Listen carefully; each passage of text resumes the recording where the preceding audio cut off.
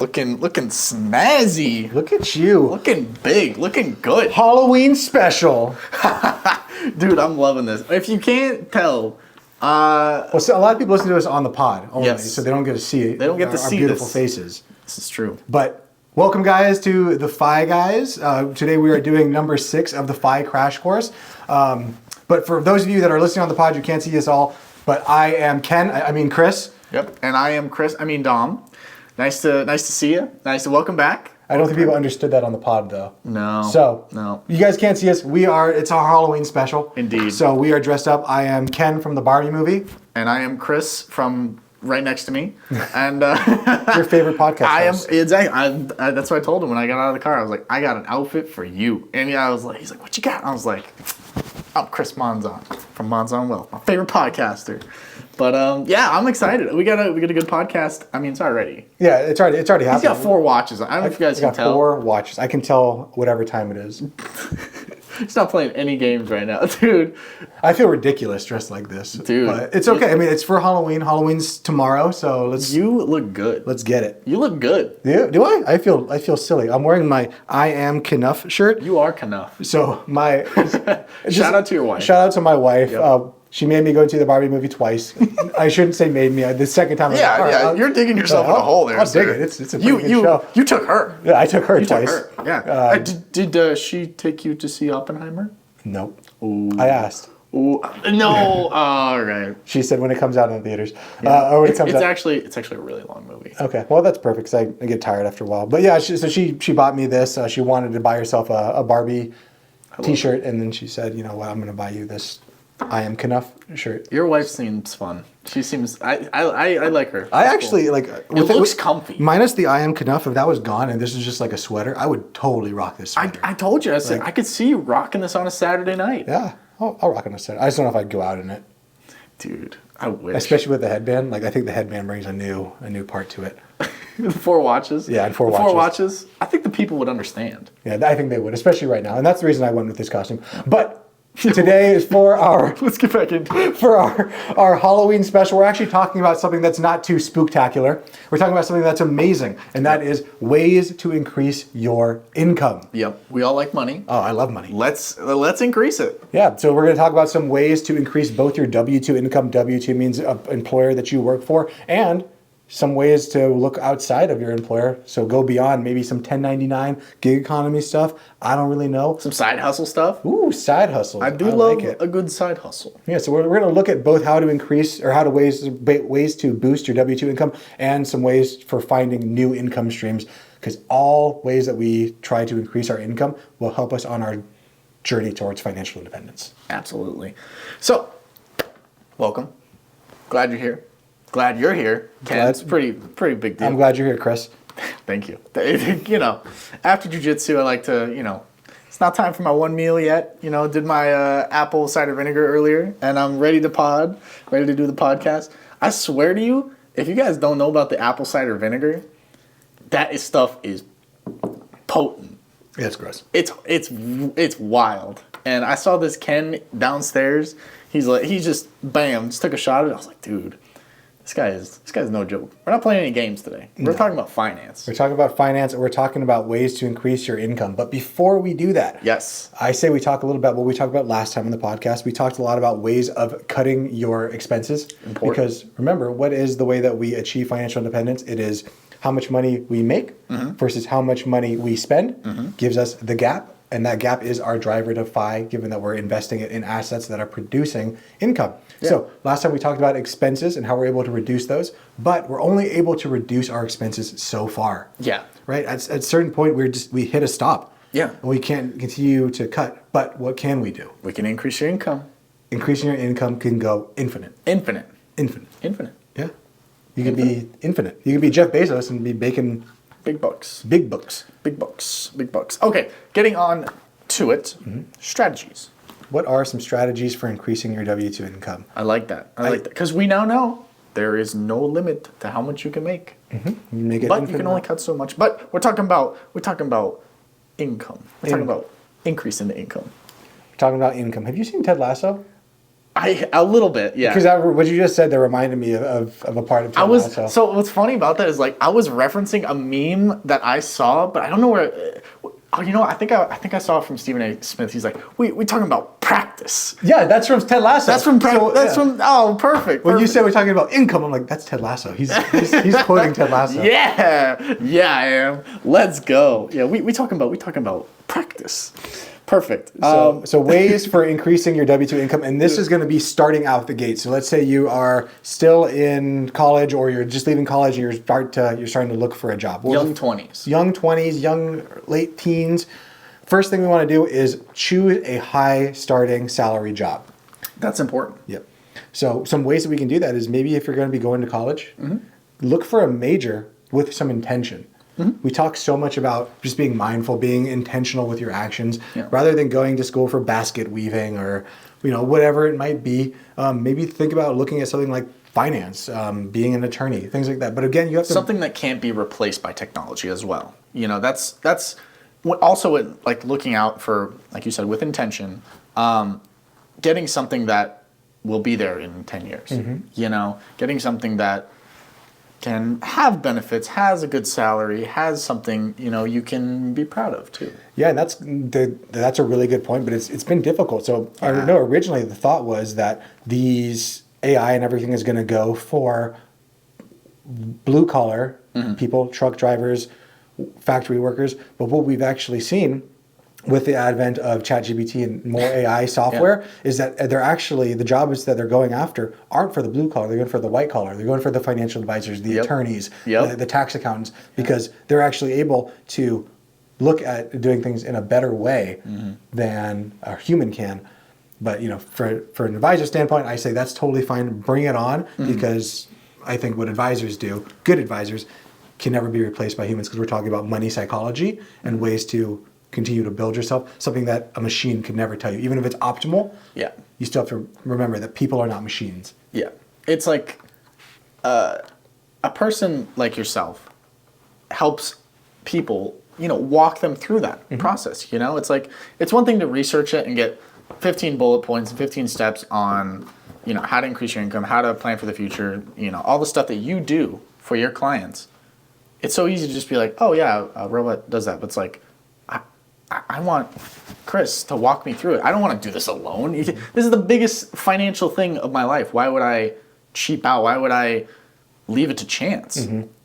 I'd rather leave it to a person who's dedicated their life to it. Yeah, something I've seen a lot is there are people that can do this themselves, and you totally can if you're not a financial advisor. But when it comes down to the nitty-gritty of actually executing the plan, most people will never do it, because you want a second set of eyes. Just because ChatGPT said this is the most optimal way to do it, you want a professional. Some people do. If you don't, that's cool. For me, it's like, instead of using it as like your Bible, use it as a tool. So it's like, Chris, so what I would do for me personally, this is how I operate, is like, I'll put all of my dumb questions into ChatGPT.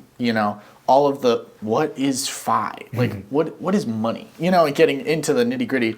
And then once I've learned a little bit, I have enough questions where I can bring those deeper level questions, those more personal questions to you, and my situation. The emotion side of me, the risk tolerance, all of these factors that, I can't really tell a computer that I'm scared to invest. It's like, I need someone that can walk me through it, but not here.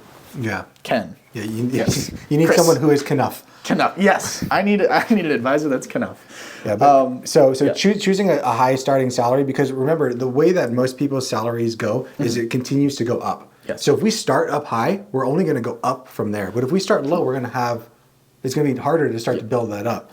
Now, is your salary going to wax and wane over time? Yes, it will. But if you start higher, statistically, you're going to go higher. Yeah, I mean, the sky is up. So it makes sense. It makes the most sense. The sky is up. The sky is up. And also negotiating your salary. Oh, negotiating your salary from the start is huge, so important. And you can negotiate so much more than just your salary. Some companies they can't budge on the salary, but they can always budge on benefits. Yeah. Maybe get some extra sick days, extra PTO days, extra whatever other benefits are important to you. Maybe you want to work from home on a few days. That also helps you on your path to financial independence, not having to use that transportation cost.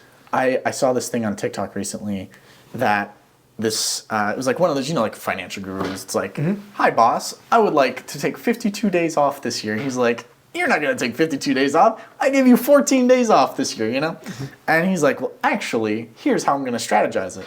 And it was really interesting. So it was like combining his days off with like national holidays. So it would be like, you get Monday off. He would take Friday off. So then it would be 4 days off, right? If there was a holiday, I think it was like Juneteenth. It was like right in the middle. It was on a Wednesday. He took Monday, Tuesday, and then Thursday, Friday off. So he had like 9 days off, with Saturday, Sunday, the week, and then the other Saturday, Sunday. And it was like, oh, how interesting. It's like you think you can, just by getting another day off, depending on how you use that, it could be the difference between you spending, all of your life working or you taking those days off and getting some memory dividends. Yeah. And that's super important, is making sure that you while you're negotiating. My wife did that with her job as a veterinarian, making sure that she had negotiable days, because they work 4/10s, so they only work 4 days a week, so that they could actually pivot it around, because they're closed on Sunday, so Saturday through Monday. So she could work basically 8 shifts in a row and then get like a full week and a half off. That's nice. Yeah, so we do that a lot. That's how we're able to travel so much. Oh, that's awesome. So she's able to do that. Good for her. Yeah, and I think the next thing would be asking for raises, right? Or not being afraid to ask for raises. And we're going to talk more about some of that here in a little bit. But it's always important that whenever you start a new job, that you perform well, you set good goals, you build your network. I always like, whenever I started a new job, that out of the gate you go as hard as you possibly can, and you earn that right to be able to take a break a little bit later. Because obviously going super hard, you can't sprint forever. No.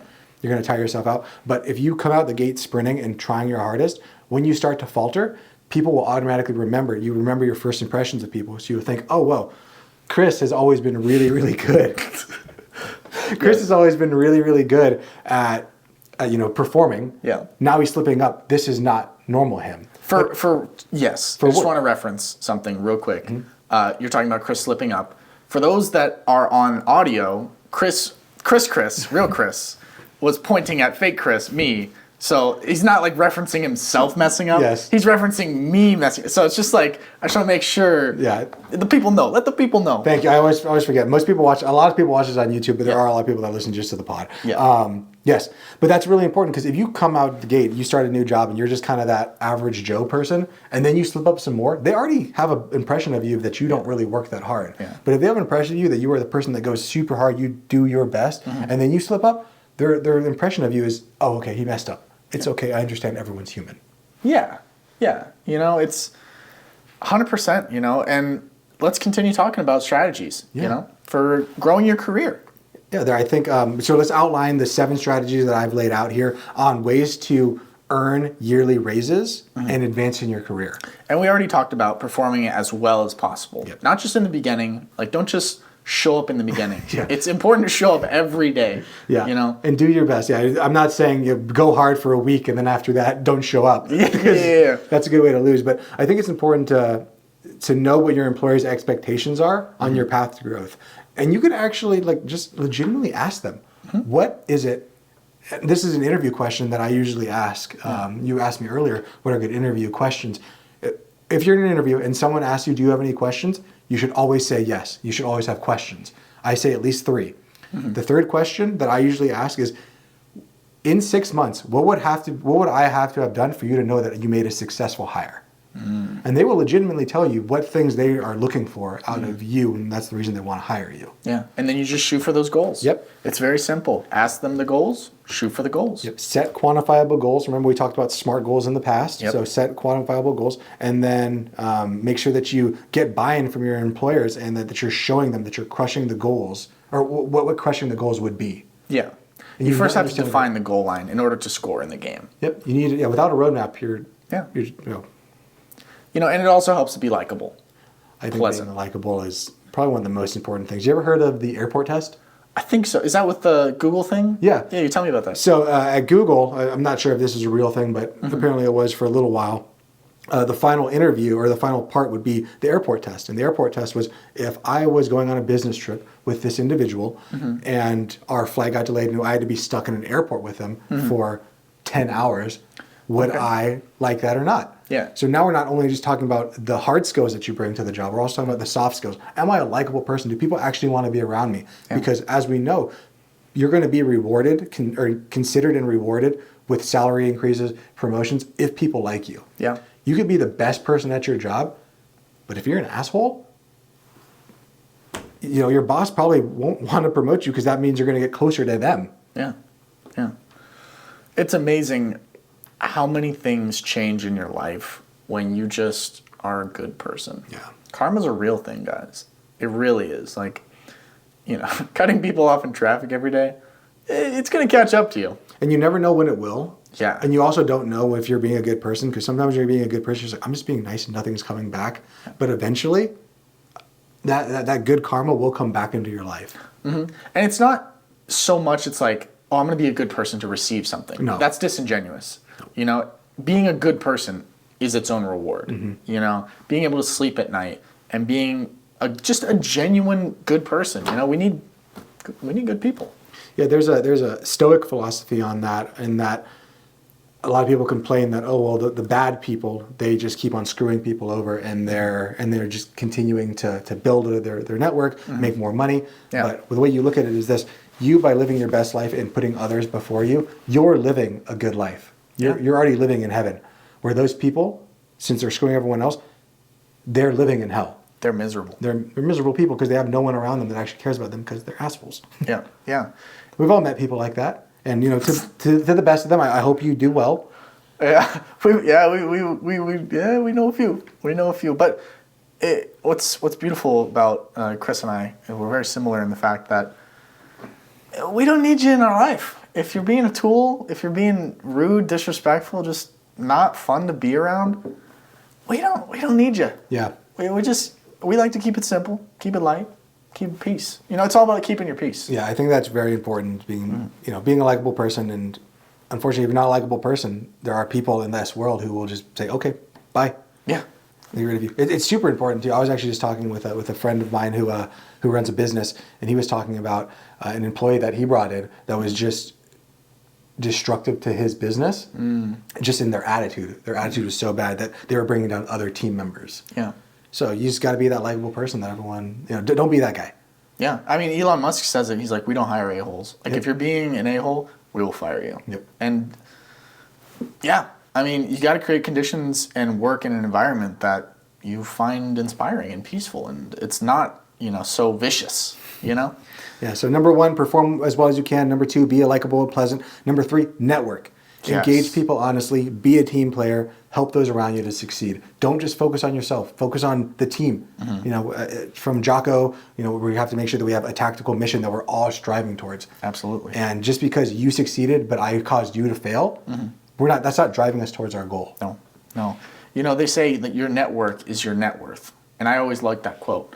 And it's not so much that, hey, you're successful, what can you do for me? It's like, no, I see that you're a good person. I see that you're successful. How can I help you? Or I do my own research and see, oh, Chris, he's probably trying to get more clients. Let me bring him a few clients, Just put some meat on his table. And that's one of the best ways. We'll talk about this maybe in a future podcast. That's the best way to find a mentor. Not to go to the mentor and say, you should mentor me. Yeah. But go to them bringing value already. Yeah. Deriving value. What's number 4? Number 4, I know a little bit about this. This is dress for success. Look sharp, confident, make good impressions. Jess, thank you. Yes. This is. I got my Monzon exclusive blue suit on. I guess today, looking good. I guess I do have a few blue suits, don't I? Yeah, I don't know. I think the first time I met you had a blue suit on. Most of my suits are blue. Now that I think about it. Yeah, I gotta tell the story. The story. So one of the first podcasts we recorded at my house when we were first starting, just testing the water, seeing what was up. Chris texted me. He's like, is it okay if I just wear shorts, but like the top is business? I'm like, do it. Go for it. Whatever fits you, man. Go for it. You be you. That's all I want. I want you to be you. I just wanted to know, would the shot be all of our body or just our upper body? It's like, because you want to look professional, but you want to be comfortable. Yep. And one of the first interactions, not first, but one of the first times he came over for the recording, I get a doorbell ring. I open the door. Chris is there. He's like, hey. And he's got like a nice jacket on, like nice, like look, I mean, you know how Chris is. He's sharp. dressed to the nines, hair's just immaculate, right? And I like looked down. He's just wearing cargo shorts and flip flops, and it was just like, what is going? This is my guy right here. I like this guy, and it was the funniest thing. It just showed me like your character, and it's like you're a business, but you're also about yourself. You know, you're about comfort, but you're about utility. And I was like, I like it. I'm like, this is my guy. This is my guy right here. So and here we are, the world's greatest podcast. Exactly. Ken and Chris. Ken and Chris. Dom was ousted last week. I don't know. Yeah, he's gone. He'll be back next week. Yeah, he'll be. I don't know if I look good in post in this jacket. I might start wearing suits more often. Maybe we'll switch, and I'll be more chill all the time. We'll wear tank tops. Honestly, more tank tops. Let's go. That'd be interesting. That'd be. Yeah, I have a lot of suits. Do you? I have a lot of suits. You probably have more than I do then. Honestly, I have a problem. So dress for success. Yes. The next one will be continue developing your skills. Yep. Remember, we are never the painting is never complete. Yes. You always can get a little bit better. So I always say, don't try to be the greatest person. Always try to continue to build your talent stack. Mm-hmm. You don't have to be the greatest thing in any one thing, but if you're in the top 10, 20 percentile of people in a bunch of different niches of things that you're good at, those are going to be skills that are transferable, and that's going to make you invaluable to your company. Absolutely. You know, it's wonderful to have that all-around person. Mm-hmm. That's, you know, could you do this? Yeah, I could do this. Could you do that? I could do that. You know, just being as valuable to the company as possible is super key. Yeah, so just because if you're, maybe say you're like in IT or something like that, that doesn't mean you shouldn't also work on your communication skills, on your leadership skills. Yeah. Because all those skills, while they may not directly translate to what you currently do, eventually you might going to want to move up inside the company, and most moving up means management roles, where you're going to have to be a good leader. You're going to have to be a good communicator. Yep. So continue to work on those things, and you're going to be far done. The next one will be manage yourself. Manage yourself, you know, learning how to navigate, you know, company policies and politics and stuff like that, and create systems to get your job done. You know. Yeah, be reliable and do things that you say you're going to do. Yep. No one likes someone that says they're going to do something and never follows through. Yeah. Know thyself. Yep. Know thyself, and then find a good mentor. Yeah. And again, good mentors, they're a dime a dozen. You would be surprised at how many people that are older that if you go to them and say like, I want help. And what can I do to be better in this job? How did you find so much success? Yeah. They're that are willing to just give all their knowledge to the younger generation. I think that's so beautiful about good people and like the human spirit. It's like the information I have, I want to give. Yep. The information we have, we want to give. This is the reason we're podcasting. Yep. I mean, we want to teach, we want to learn, we want to inspire, you know, and especially on a more personal basis, like finding a mentor, it's the best thing you can do. You know, it's like the quickest way to get somewhere is to follow someone who's already been, you know, and a mentor is exactly that. Yeah. And then number 7, market yourself. Yes. So be sure your superiors are aware of your accomplishments. Now, you want to say that? Yeah. Yeah, we're not talking about being boisterous, you know, hear ye, I've closed another sale, bow down, nothing like that, but letting them know that you're providing value for the company, you know? Yeah. You don't have to be a tool about it. No, you definitely don't. I mean, I remember when I used to be in operations management, I would just like send out a text like, hey, we just did this. Mm-hmm. And again, as the leader, when I was as the manager, it was never I did this. It was my team did this. Yep. I would always say, if there was a screw up, that's Chris's fault. Yes. But if there's a success, that's the team's fault. Or that's the team's fault. They did that. Yeah. They did it in spite of me. Yeah. So again, to talk about the 7 strategies for always increasing your income. Number 1, perform as well as you can. Number 2, be likable and pleasant. Yep. 3, network. Yep. Dress for success. Number 5, continue developing your skills. Number 6, manage yourself. Mm-hmm. Take some extreme ownership. And number 7, market yourself. Yep. God, we need an extreme ownership counter for the podcast. Like how many times we've said it. Dude, I love Jocko. Like he's great. Every day. He's your guy. He really is. He's your guy. Jiu-jitsu, books, military. He's just your guy. Yep. So become indispensable to your job, and it puts you in a powerful position to negotiate raises, negotiate vacation days, negotiate even benefits, stuff like that. Benefits, all this stuff. Even negotiating a promotion. It's very tough to go into a negotiation with no leverage. Yeah. It's real tough. I just got here and I provided a little bit of value. Could you give me a raise? It's like, that's not going to go well. And, unless you're Chris Voss and you could, give me the company and I'll give you nothing. But we talked a little bit about Chris Voss's. Yeah, I'm not as good a negotiator as he is. Dude is a magician. Yeah. A magician. If you're wondering what we're talking about a book called Never Split the Difference by Chris Voss. Negotiating book. Highly recommend it. Also on Masterclass. Go check it out. But yeah, it's definitely powerful book. And you'd think like, just a quick side note, negotiating it happens in your day-to-day life. Talking to your spouse, talking to your colleagues, talking to your dog. I know the dogs, they didn't want to go outside. Well, we got them to go outside. We're master negotiators, Yeah, it's just negotiation sales. I remember a boss told me that a long time ago. I remember telling him, like, I'm not good at sales. And he said, you're always selling. Everything you do in life is sales. Yeah. Same with negotiation. Sales and negotiation are honestly synonymous. Yeah, they're one and the same. Absolutely. So next segment is evaluating your worth. So ways to evaluate your current job and its pay. Yeah. Can you think of any ways that we could look for ways to know what our value is? Well, you can consider recruiting services. There's a whole bunch of stuff. Looking at different fields or jobs that, like, let's say you're a financial advisor, which you are. You could look at, this is a bad example because you own your own company, you're your own boss and stuff. So let's say you're an accountant at this big firm, right?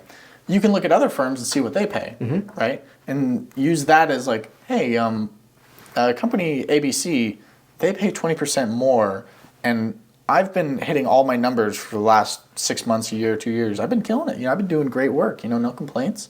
Would it be outrageous to accept an equal or fair offer? And it's funny. I'm literally just saying that. Would it be an outrageous thing? That's one of the things he talks about in the book. It doesn't have to be. You can increase your salary very easily. Yep. Very easily, Because remember, if you're a good employee, they do not want to lose you. No. I think a lot of people, they're so afraid to negotiate their salary or to try to do any of these things because they're afraid, like, oh, well, if I ask for more money, they're just going to get rid of me. They don't want to get rid of you probably more than you don't want to lose them. It's expensive to hire people. It is. From someone that used to do hiring, I can tell you it is super expensive. Yeah. It's terrible. You'd rather keep somebody than lose them any day of the week. Yeah.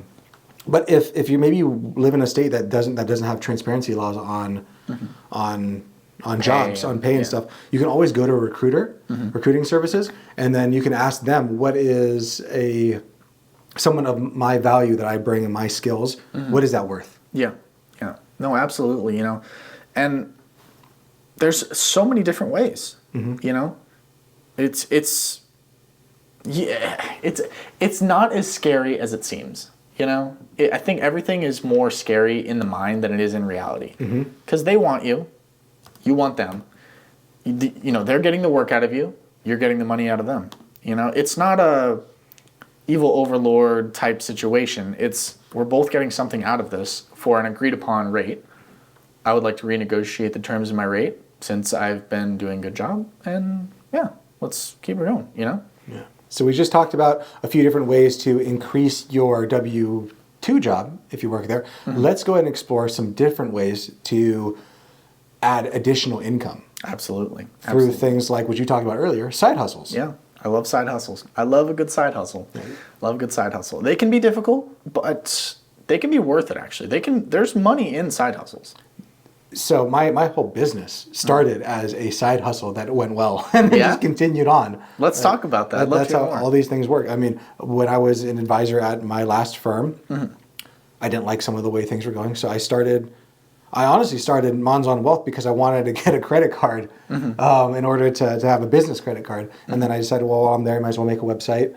Yeah. Might as well start marketing. And then it started going really just grew well. from there. And so sometimes you don't know what side hustles can succeed or not succeed. But even if they don't succeed, you're still creatively bringing in money. You're still working. They're just income boosters. Absolutely. And it's an easy way to get into the gig economy. It could be flipping stuff at a garage sale. It could be, What else? Dog walking. Dog walking, Uber, Grubhub, stuff like that. Stuff like that. Even renting out a room in your house. Airbnb. That's true. That is true. Be a side hustle. So I brought up 3 different methods for finding great side hustles. Because I think when you tell somebody, go find a side hustle, they automatically go like, I don't want to drive Uber. No. I don't want to do DoorDash. I don't know how I feel about those things. So let's go ahead and talk about a few different methods. The first one I want to talk about is the intersection method. Tell us about it. So the intersection method, this is the 3 questions you're going to ask yourself. Okay. What do I like to do? Okay.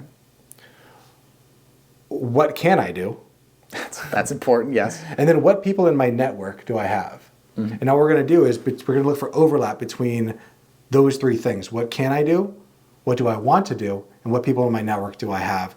Let's look for some skills there that all transfer. So I know that's a little confusing. So what I did is I created we're going to give you 3 different business ideas that you can steal from the 5 guys and go do what you want with them. I love it. Let's hear it. So in this scenario for the intersection method, just an example, let's say you have a full-time job in marketing and you're skilled at creating digital content and running successful social media campaigns. And let's also say that you're passionate about health and wellness and your friends run a small fitness business.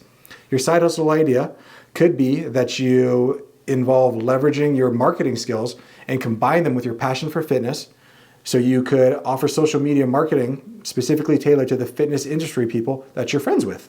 By using your existing expertise, pursuing your passion, and tapping into your network, you're able to use the intersection method of finding a side hustle. I find that to be really common, actually. One of the examples that I saw of that was there was a friend group. They made YouTube videos, very popular, but some of them were a little bit overweight, unhealthy, right? One of the friends in the group started a fitness brand around him and the group and stuff, right? And part of the brand was that they made the people that were unhealthy, out of shape, you really couldn't imagine them in like a really good body because you know them as that. Oh, okay. And like I remember I stopped watching their videos and I came back like 6 months, 7, 8 months later, and the people that were out of shape, they looked amazing, like unrecognizable. Wow. Unrecognizable. And it was because that one person, he used his network to build a business around it.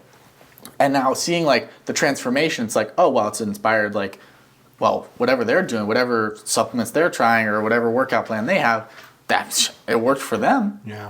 And it's brilliant. Yeah, no, but again, it's like, what skills do I have? What do I want to do? That's super important for the side hustle because side hustles, they can be a real grind. And if you are hating your side hustle, you're probably not going to do it. Yeah, so true. But by finding those things of the networking, just like you said there, it's going to be great. Dom, what's the next method that we have? The next one is finding friction in everyday life. That is the method I will be covering. Okay, so for this one, I'm going to read it off. So you're a business professional who struggles to find time for grocery shopping and meal preparation. This guy. You've noticed that many of your colleagues face the same challenges, resulting in unhealthy eating habits, eating out, stuff like that. Too many Twinkies. We've all been there. Side hustle idea, though. Identify the problem of time constraints and unhealthy eating. Develop a side hustle by creating a meal delivery service that provides healthy, pre-cooked meals for busy professionals. By addressing a common issue faced by many people, you're offering a solution that simplifies their lives. This business can provide extra income streams by charging for meal subscriptions or individual orders. Now, you might be thinking, look, I'm not one of these multi-million-dollar companies where they have massive kitchens. I don't have big sponsors. I don't want to start a huge company. It doesn't have to be that crazy. I knew plenty of people back in the day where it's like there was a colleague and their wife's a chef, right? And the wife loved to cook, but she wanted to cook more. She wanted to build a business around it, right? So what the husband would do was, hey, my wife cooks meals. If you'd be interested, like 4 days a week, 5 days a week, she can bring you lunch as well. And like they would just get the meals and they'd pay her. And she's not a big corporation, doesn't have a marketing budget. There's no big conglomerate. It's just small scale, mom and pop. I'm good at cooking. Here's what I provide to the community. I know you have a problem. Let me solve that problem for you, and you pay me to solve the problem. Yeah, it's really as simple. The friction method is really as simple as identify a common problem that people face every day in life, brainstorm some solutions to said problem, Yep. create a product or service that actually solves that problem, Yep. and then offer value by making people's life more convenient. Easy as that. It's really as simple as that. You just find an issue, solve issue. Yeah. We're going on to the third one. I like this one a lot. This is my favorite one I've done. We've both done this. We've both done this We've one. both done this one. And it works super well. It's called the rip, pivot, and jam method. I love it. So what you're going to do is you're actually going to find a successful business model or product. You're going to adapt because you know that it works if it's already a successful business. And you're going to adapt it to a new market or a new audience. You're going to put a unique spin on it that only you can do. And you're going to save time by building on proven ideas. You don't have to innovate as much. Nope. You don't have to invent stuff. You don't have to do all the busy work of trial and error because it's already worked. Think about our podcast. We could sit there and try to reinvent the wheel on a podcast, do all these different things, but we know what works. It's you make the podcast, you stick to your segments, you do exactly what you want to do, you post amongst different social medias, and you put it out there. That's exactly what we're doing. We're just putting our own little spin on it. Exactly. I love it. So an idea for this would be you observed successful subscription boxes, say like Birchbox, where they're delivering beauty products to subscribers each month. Say you're interested in outdoor adventures. So your side hustle idea could take inspiration from the subscription box model, but pivot it towards outdoor adventure marketing. So create subscription box services for outdoor enthusiasts where you deliver them gear, gadgets, trail snacks, and have them subscribe on a monthly basis. By adapting a successful business model like Birchbox into another market, you can tap into an audience of new adventure seekers and leverage a proven concept. I love the subscription model. I love it. From a cash flow perspective, I love getting stuff in the mail because who doesn't like getting mail? Types, it's like, it is just so exciting. That is one that I would actually love to start, to be honest. Maybe we can do a Five Guys subscription. I don't know what we do there. No. I don't know. We'll think about it. We'll figure something out. We'll talk about it off camera. We'll talk about it off camera. then- Segment number 7. Number 7, ways to maximize your side hustle. Yep. Let's talk about it. So there's so many different ways. And the nice thing about side hustles in the gig economy is that they can both be virtual or in person. So when you say virtual, what do you mean? You can do it from anywhere. You can do it from home. There are guys that I got really into van life for a while. I'm so into van life. Oh, are you? Okay, Oh my God. Yeah, I love it. I got love it so really much. into it for a little while. So when I was working at my normal 9-to-5 job and like making good money, but I hated life. Yeah. I got so into it. I had It was the escape. The Ford Transit was like ready to go. I was ready to pull the trigger on the high roof. And like I was gonna make it all at home, and I was gonna go and live in Yosemite, and never talk to another human being. Yep. I'm glad I didn't do it for a number of reasons. Number one is my wife probably wouldn't stay with me if I. Yeah, we gotta get her on the van life. She is down with the van life. She's not down to be in the van life forever. Respect. That's fair though. Yeah. That's fair. But I really want to like just van life for like a whole year. Dude, that'd be fun. And work gig economy stuff. But I have dogs and I have responsibilities. It becomes a little bit harder. Well, you know what? There's always time. Yeah. There's always time. So that's something nice about the virtual stuff. You can always be a virtual assistant for people. You could, if you're a good writer, maybe write essays, stuff like that. We talked about earlier, if you're good at making resumes, maybe be a resume creator. There's so many different things. Or if you want to do it in person, if there's the niche there, I see signs around my neighborhood for people to come and pick up your dog poop. Yeah. People to come hang lights right now that it's Halloween time, so people come hang your Halloween lights and your Christmas lights. Absolutely. Those are easy side hustles. And just remember, even small income adds up. So $100 a week, over 26 weeks, that's $2,600 a year. Okay. If we just took that $2,600 a year, or that $100 or that $400 a month, we put it into the market.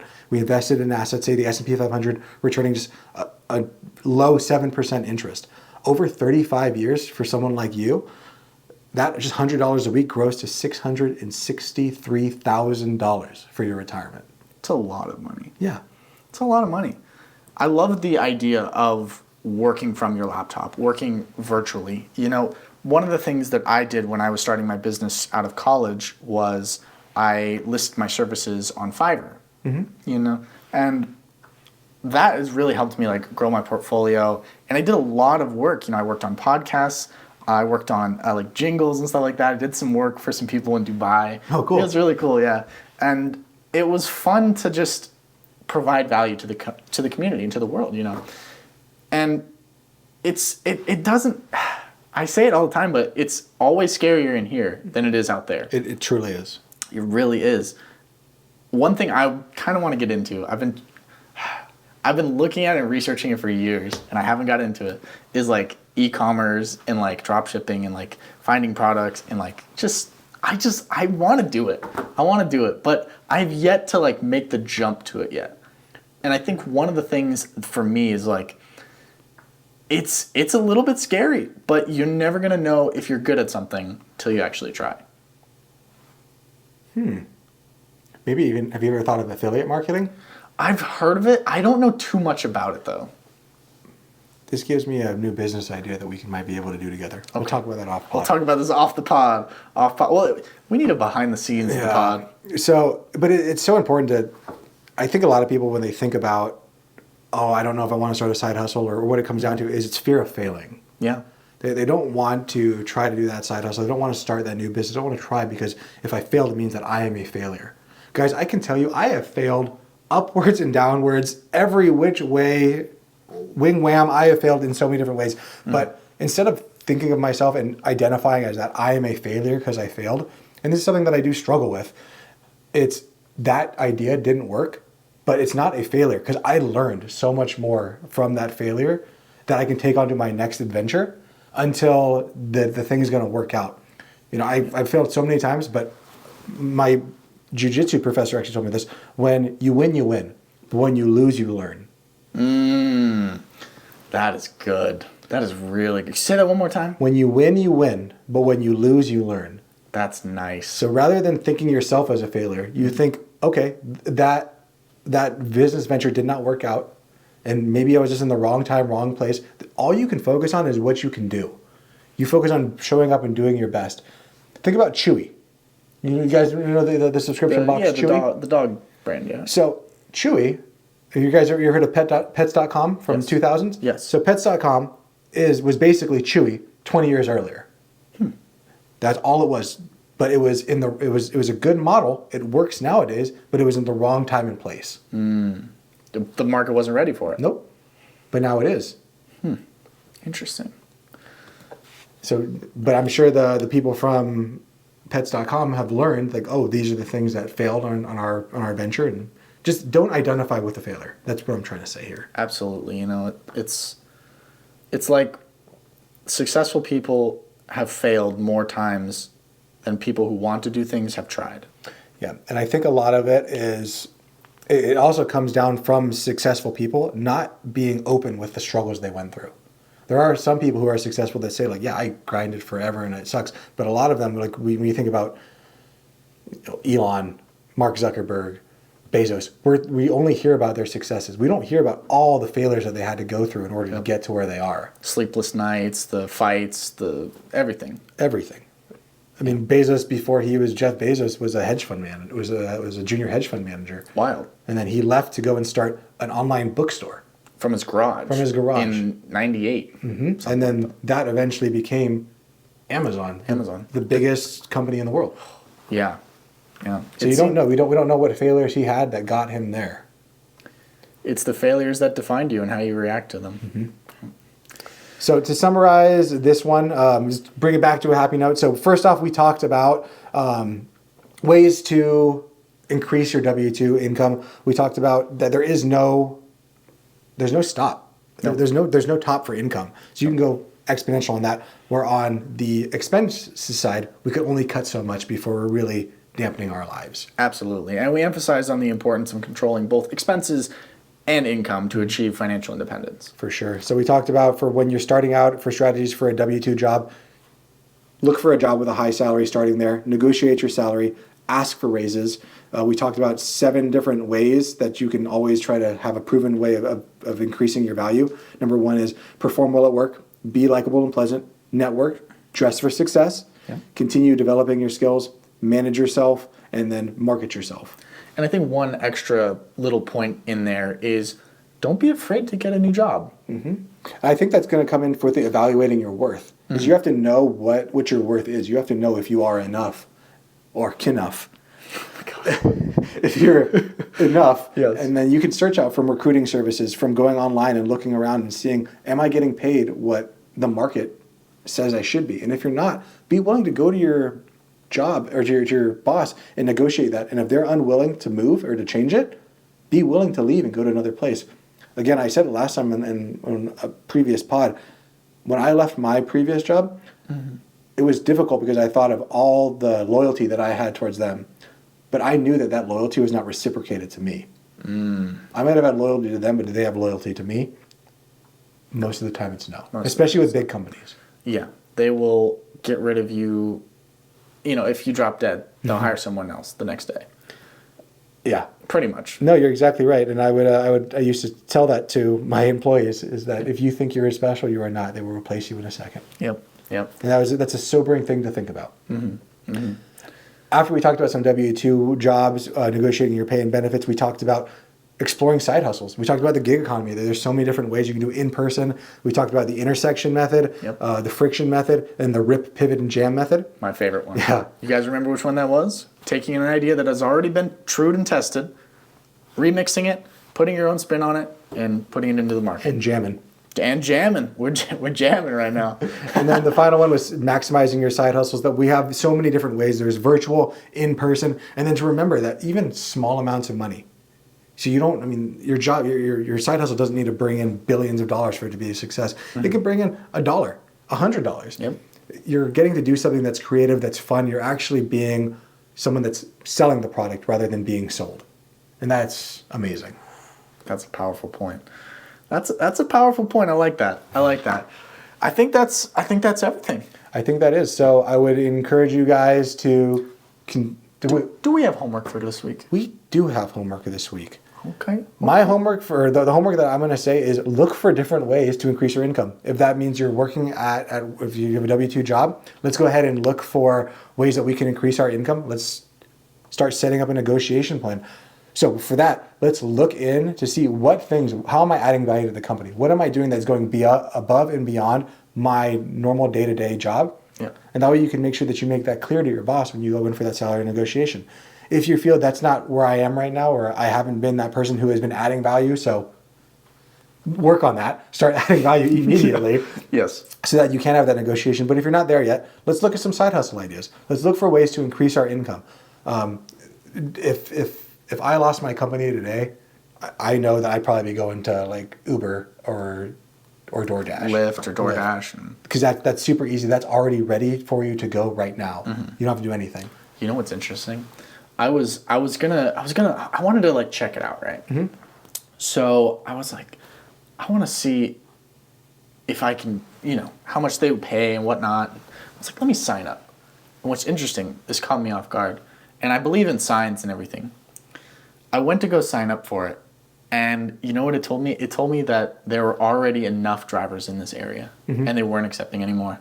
Isn't that interesting? Yeah. That there's so much demand for the gig economy that people are just fed up with the 9 to 5. They just want their time back. Yeah. So, might as well start sooner rather than later.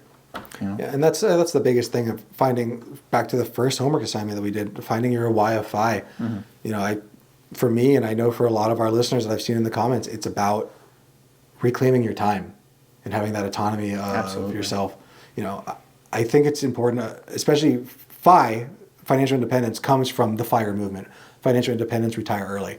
I really kind of buck that retire early part though, because I'm not trying to run away from working. I like working. People need to work. They need to be doing something engaging with their life. What I am trying to do is having to be dependent on somebody else to continue to live my life. And then once you actually are able to leave that 9 to 5 job, not be dependent on someone else, you can really begin to pursue your passions unencumbered by the fear. Yeah. The autonomy to do what you want when you want. But like they say, to retire is to expire. Yep. So you got to stay active, challenge your mind, provide value for your family or for yourself and stuff. So. Yeah. Well, guys, please continue to listen, subscribe to the podcast. We are on pretty much all major platforms right now. Big ones, though, are going to be Spotify or any podcast platform, and then YouTube. And if you guys want to be featured on our listener mailbags on our 5 Friday feedback, please email us at the Fi Guys video podcast at gmail.com, and we will maybe hear your dilemmas on the podcast and give you some fun recommendations. Absolutely. Yeah, we're excited to continue doing the Fi Friday feedbacks and more podcasts on the way. Unfortunately, I think Ken is going to have to leave us. Maybe he'll be back next week. Probably not. Probably not. I feel ridiculous. Well, but Chris will be back next week. Chris will be back next week. So this has been part 6 of the Fi crash course. Tune in next week for number 7. We're going to be talking about something really important that everyone's really going to like. So I'm excited. Yeah. I know what it is, so just tune in. all right, guys. Tune in. Later. All right, later, guys.